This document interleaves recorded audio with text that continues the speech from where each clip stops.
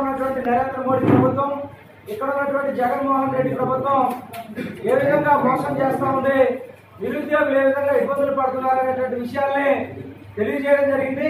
ప్రత్యేక హోదా సాధన కోసం ప్రత్యేక హోదా సాధన సమితి ఇచ్చేటటువంటి పిలుపులో భాగంగా రానున్నటువంటి రోజుల్లో పెద్ద ఎత్తున ఆందోళన కార్యక్రమాల్లో పాల్గొనడంతో పాటుగా ఎన్నికల లోపు రాష్ట్రాన్ని పెద్ద ఎత్తున రాష్ట్ర వ్యాప్తంగా మరొకసారి మలిదేశ ఉద్యమానికి విద్యార్థి యువజన సంఘాలుగా శ్రీకారం చుడతామని పెద్దలు చలసాని శ్రీనివాస్ గారి ఆధ్వర్యంలో జరిగేటటువంటి ప్రతి కార్యక్రమంలో విద్యార్థి యువజన సంఘాలుగా ముందుండి పనిచేస్తామని చెప్పేసి తెలియజేస్తా ఉన్నాం.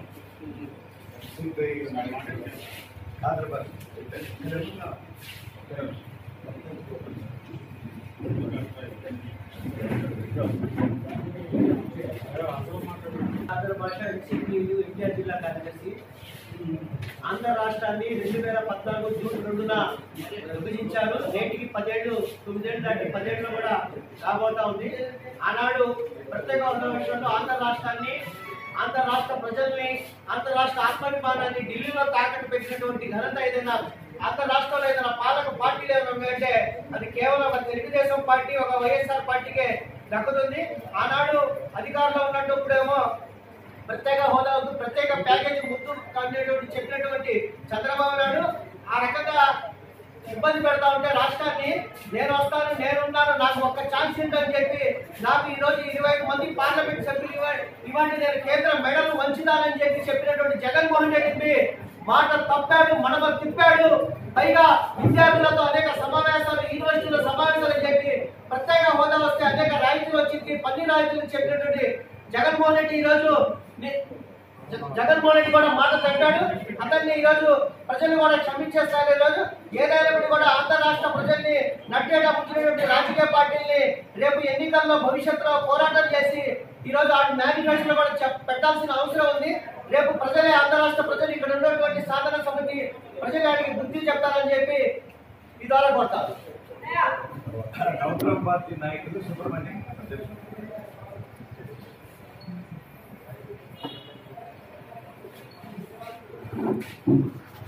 ఆంధ్రప్రదేశ్ రాష్ట్ర ప్రత్యేక హోదా సాధనా సమితి అధ్యక్షులు చలసాని శ్రీనివాస్ గారు, అట్లాగనే జేడి లక్ష్మీనారాయణ గారు కూడా, అట్లాగే వేదిక మీద ఉన్న కూడా నమస్కారం.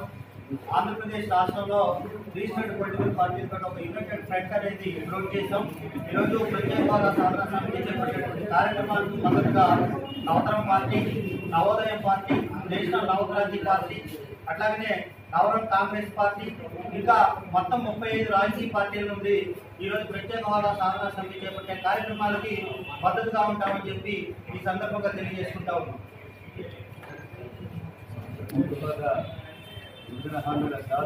అధ్యక్షులు చలసాని శ్రీనివాస్.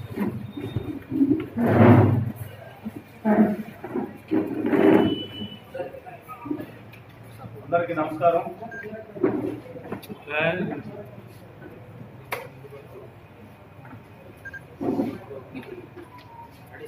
చెప్పండి.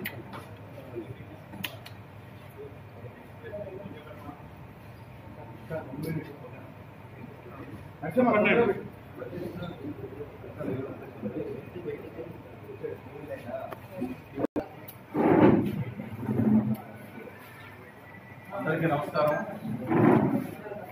ఏ పోరాటం కూడా మీడియా సహకారం లేకుండా సచ్చేది చాలా తక్కువ. ఇవాళ ఆంధ్రప్రదేశ్, విభాజిత ఆంధ్రప్రదేశ్ చాలా విషమ పరిస్థితుల్లో ఉంది.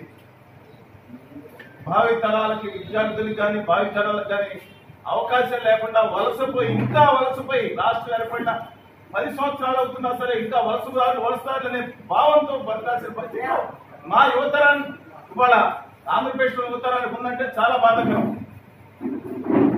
ఈరోజు కేంద్రంలో ఉన్న ఉత్తర భారతీయ జనతా పార్టీ ప్రభుత్వం నమ్మక ద్రోహం చేసిన ఆంధ్రప్రదేశ్ కి. ఆ రోజు కాంగ్రెస్ పార్టీ నమ్మి మోసపోయి అనుకున్నాం. తర్వాత రాహుల్ గాంధీ గారు చెప్పారు, ఖచ్చితంగా సవరించుకుంటా అన్నారు. ఢిల్లీలో జరిగిన మన సభకి మేమందరం ఆయన హాజరైనారు. మేము ఆయన పాదయాత్ర కూడా హాజరైనాం. ఖచ్చితంగా నేను చేస్తానా, ధన్యవాదాలు. కానీ ఇవాళ ఈరోజు ఆంధ్రప్రదేశ్ లో అడుగుతున్నాం, కేంద్ర ప్రభుత్వం చేస్తున్న నయవంచనకు వ్యతిరేకంగా ఎవరు నిలబడి అక్కడ పోరాడే దమ్మున్నాడు ఎవరో మాకు కావాలి వాళ్ళ మీరే నిర్ణయించండి ప్రజలారా. నీతి నిజాయితీ నిబద్ధతతో మాట మార్చకుండా మనం తిప్పకుండా ఎవరు పోరాడతారో గమనించండి. ఎవరు పెడితే వాళ్ళు వాళ్ళ రాజకీయం కోసం వాళ్ళ స్వార్థం కోసం మాట్లాడుతున్నారు. 25 పార్లమెంట్ సీట్లు ఇస్తే కేంద్రంలో మెడలు వంచి తీసుకొచ్చేస్తున్న ప్రస్తుత గౌరవ ముఖ్యమంత్రి జగన్మోహన్ రెడ్డి గారు మెడలు వంచేయడం కాకుండా ఆంధ్రప్రదేశ్ ఆత్మగౌరవాన్ని తీసుకెళ్లి ఢిల్లీలో తాకట్టు పెట్టడానికి మేము ఆరోపిస్తున్నాం. ఆంధ్రప్రదేశ్ ఆత్మగౌరవాన్ని మన పెద్దలు ఇచ్చిన ఆ హక్కుని ఇవాళ తీసుకెళ్లి ఢిల్లీలో తాకట్టు పెట్టడానికి మీకు హక్కు ఎవరు ఇచ్చారు? మీరు మీకున్న కేసులో లేకపోతే మీకున్న ఇబ్బంది వల్ల ఈ విధంగా చట్టాన్ని అభ్యర్థిస్తున్నాం. ఇప్పటికే ఆలస్యమైంది. నీతి నిజాయితీ నిబద్ధత ఉంటే మీరు కూడా పోరాడండి. మీకు చేత కాలేదు. ఒక లోటు పడుతుంది ఒక రకం తప్పితే మీకు ఏమీ చేత కాలేదు. ధైర్యం ఉంటే నిజాయితీ ఉంటే మీకు చేత కాలేదు కాబట్టి కలిసి అందరూ కలిసి పోరాడతారు రమ్మని చెప్పి రాష్ట్ర ముఖ్యమంత్రి జగన్మోహన్ రెడ్డి గారు విజ్ఞప్తి చేస్తున్నాం. ఇంతకుముందు మీరు మాతో కలిసి పనిచేశారు. గుర్తుంచుకొని మర్చిపోదు మీరు. మేము బిజినెస్ బంద్ ఇస్తే మీరందరూ ఆ రోజు మీ ఇళ్లలో కరెంట్ బంద్ చేసుకుని మీకు చేసిన విషయం మర్చిపోదు జగన్మోహన్ రెడ్డి గారు. అలాగే ప్రతిపక్ష నాయకులు గారు చంద్రబాబు గారు ఆ రోజు ఇన్వైట్ చేశారు మనం ధర్మ పోరాటక్షలకి. మేము అందరం కూడా నిర్ణయం తీసుకుని మేము ఆ రోజు మీకు కేంద్రం మీద పోరాడతానికి మద్దతు ప్రకటించాం.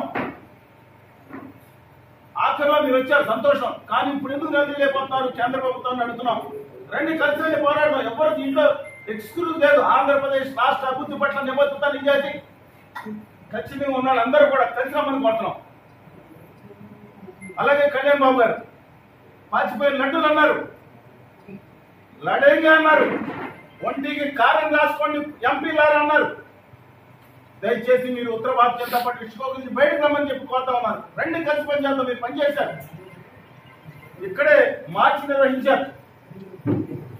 అలాగే మిగతా అనేక రాజకీయ పక్షాలని వచ్చి కలిసి పోరాటాన్ని మీకు ఏమైందని అడుగుతున్నాను.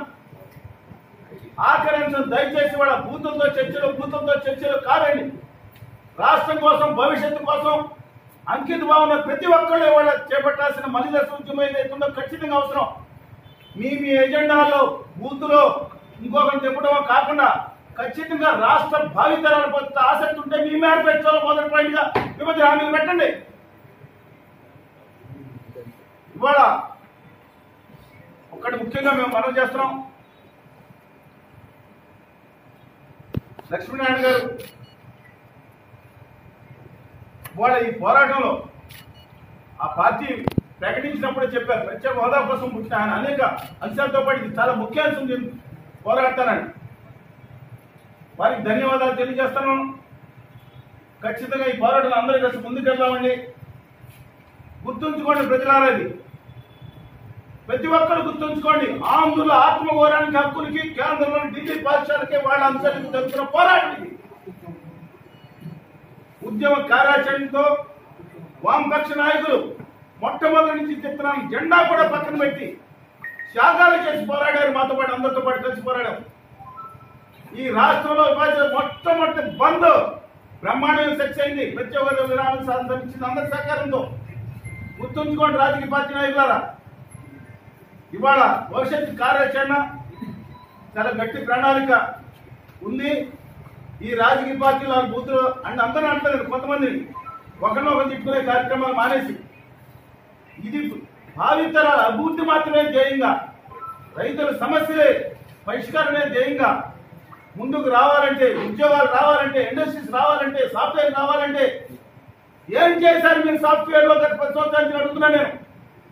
2014లో రాష్ట్రం సాఫ్ట్వేర్ ఎక్స్పర్ట్స్ 1000 కోట్లు, 2019లో 1100 కోట్లు. అప్పుడు ఆ రోజు బ్రహ్మాండంగా డెవలప్ చేస్తున్నారు. ఇవాళ ఆంధ్రప్రదేశ్ రాష్ట్ర ఇప్పుడు యువనాయకుడు వచ్చారని చెప్తున్నారు. ఆయన ఐటీ శాఖ మంత్రి కొడుకులు అమర్నాథ్ గారు ఉన్నారు. వారందరూ ఉండేది కూడా ఏం చేశారు? 1800 కోట్ల తెలంగాణలో 2,41,000 కోట్లు కూడా 9,15,617 మంది ప్రత్యక్షంగా ఉపాధి పొంది, పరోక్షంగా 8 లక్షల మంది ఉపాధి పొంది, ఇది కాకుండా 3 లక్షల కోట్లకి సొంతం తీసుకెళ్తా ఉన్నారు. 3 లక్షల కోట్లు తీసుకెళ్తున్నారు. ఎక్కడున్నా ఆంధ్రప్రదేశ్? నేను అడుగుతున్నా, ప్రశ్న మీరు మాట్లాడండి మీరు. అందువల్ల నేను ఒకటే కోరుతున్నా, ఉద్యమ కార్యాచరణని ఈ తర్వాత 2 రోజుల్లో కూర్చుని ఫైనలైజ్ చేస్తాం. ఉద్యమ కార్యాచరణలో పెద్దలు ఇచ్చిన ఒక ఉత్తేజపూర్వకమైన అన్నింటిలో కూడా కూర్చుని దాన్ని ముందుకు తీసుకెళ్తాం. దీనిలో భాగంగా రాష్ట్ర వ్యాప్తంగా నిరాహార దీక్షలు ఉంటాయి. అవసరమైతే మిగతా చర్యలకు ఏదన్నా మేము నిర్ణయాలు తీసుకుంటాం. మా ప్రాణాలు ఎక్కువ కాదు ఈ ఆంధ్రప్రదేశ్ రాష్ట్రం కంటే కూడా, ఈ ఆంధ్రప్రదేశ్ రాష్ట్ర అభివృద్ధి కంటే కూడా ఎక్కువ కాదు. మేము వ్యక్తిగత విమర్శలు కాదు ముఖ్యం, ఇక్కడ రాష్ట్ర అభివృద్ధి కోసం ముఖ్యం. ఈ భవిష్యత్తు కార్యాచరణ నిరాహార దీక్షలతో పాటు అనేక కార్యక్రమాలు డేట్స్ త్వరలోనే అనౌన్స్ చేస్తాం. వాళ్ళ పండుగ ఉంది, పండుగ శుభాకాంక్షలు చెప్తూ ఖచ్చితంగా దాని మీద 16, 17 ఓ డేట్ కూర్చుని అందరూ మాట్లాడి అనౌన్స్ చేస్తాం.